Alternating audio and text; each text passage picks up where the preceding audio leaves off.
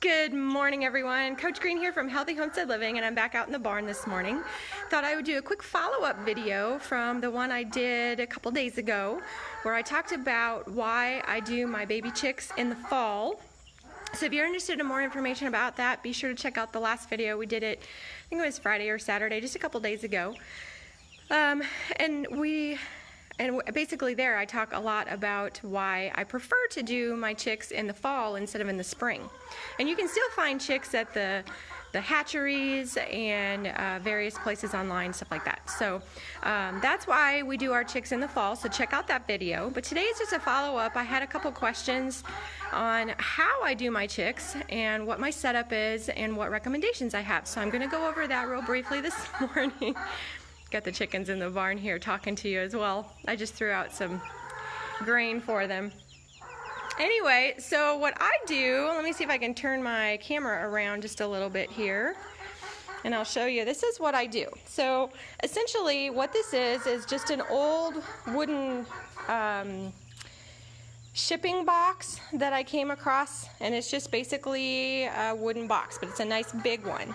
So for those of you that want to do something like this, but you're not sure if you can find a box like this, a lot of people use just the older, you can come across the older watering troughs and use that as well. Those work really well because they're low and easy to clean. And the best ones actually are the older ones that are leaking that you can't use for water. And this makes a really good setup for chicks. So then the other thing that I do is I have just a wire mesh that I put on top that helps protect them from any predators that might get in the barn, including when they're really, really little, our barn cat. And I use the real small waterer as well as the smaller, just basic feeder. And the reason that I do that is several reasons. They tend to really make a mess, and I'm out here twice a day anyway, so it's just so much easier to keep it clean and make sure that they have nice fresh water if I'm just double checking it and replacing it twice a day. That way they always have fresh water, they never run out, and they tend to scratch and get a lot of junk in the water, which is why then, if you notice here, I just have a concrete cinder block. It's just one of those bricks. It's just a flat paving stone, actually, not the cinder block. It's just a paving stone that I came across, and it's just a nice flat stone that I can set the water on, and then it helps protect just a little bit from them scratching all of those wood shavings. Personally, I love the wood shavings. You want to shy away from using cedar because the cedar isn't so good for the little baby chicks when they're little. There's a lot more oils and stuff in the cedar itself. It sure smells good, but out of experience, I can tell you that just the simple pine shavings are the best. A lot of people will talk about a lot of other different types of bedding. Personally, this is what I've had the best luck with. The chicks actually like to scratch in it, and it smells better. It keeps things dry, which is the most important thing for the health of your chicks. So the pine shavings work the best for me. And if you have other options that work for you, awesome. Feel free to leave that in the comments and let me know what you have found to be the best. I'm always curious to see what other people use. The question I sometimes get is on the feed, medicated or non-medicated. Personally, I've never done medicated. But if you have a good, clean environment, you get your chicks from a reputable hatchery or a good source, you really don't necessarily need the medicated. The medicated is mostly to help them with coccidiosis, and you just watch them really closely. If they start getting some caking on their rear end, where they're getting some, what you can tell is just unhealthy poo, then that is an indication that maybe to get some medicated or to put some apple cider vinegar in their water to help keep them a little bit healthier. But essentially, this is what I do, and this is how my setup is. Now, the other question that I get a lot of times is on the heat lamp. And again, this is one of the things that I love about this setup and doing it in the fall, because in the spring, it's so much colder for those baby chicks.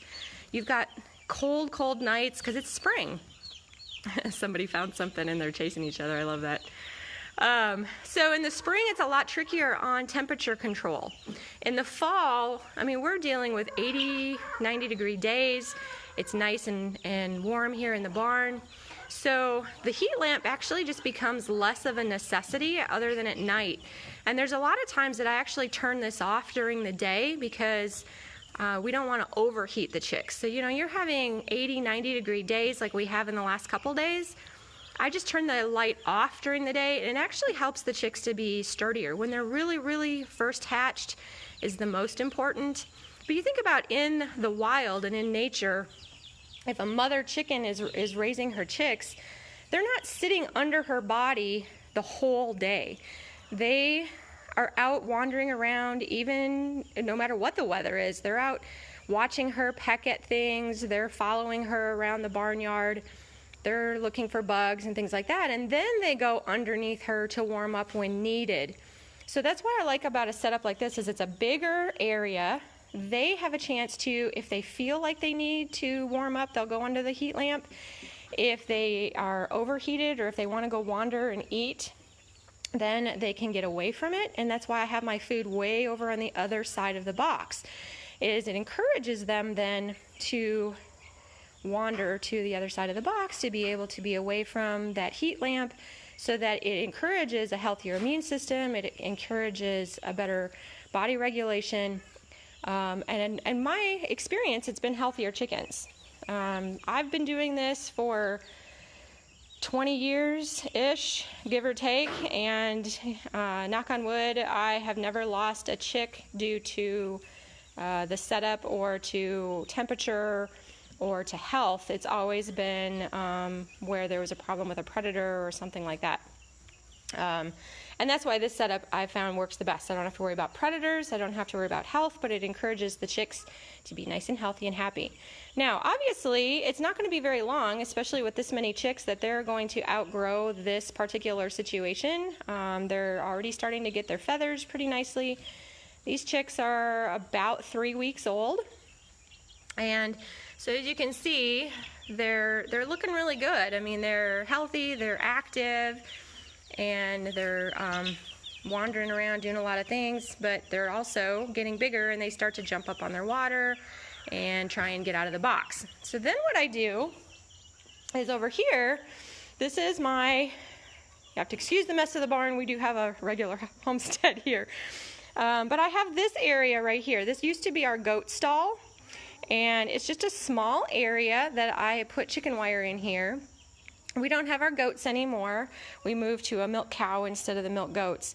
But this area then is our teenage chicken area. So before I move them out to the chicken coop with the big girls, I'll close off any of the holes, like this is the door that takes the goats to the outside. I'll put the chicken wire gate on that, and then a chicken wire gate on the door itself, and then this is the area that the chicks then graduate from the box to this area, and this gives them more room to roam, more room to peck around. And in fact, we have the old goat feeder in here. I noticed that the girls have been laying their eggs in here, so I'll have to gather the eggs from there. I was looking for those because we had no eggs yesterday, so I was like, all right, where are you guys laying your eggs today? There they are. So we found the egg hidey hole. They're in here in the chicken graduation coop. So anyway, this is the area then that they'll go in after they graduate from the box over here, and that will probably take them through part of the winter. And then once they're fully feathered, because the nice thing about that area is it's still in the barn. I can still have a heat lamp in there if I want to, if I need to on some of those cold nights in the winter, and kind of keep them a little more protected. Then they'll move out to the coop with the bigger chickens, and then they'll start their free ranging during the day and being cooped up at night.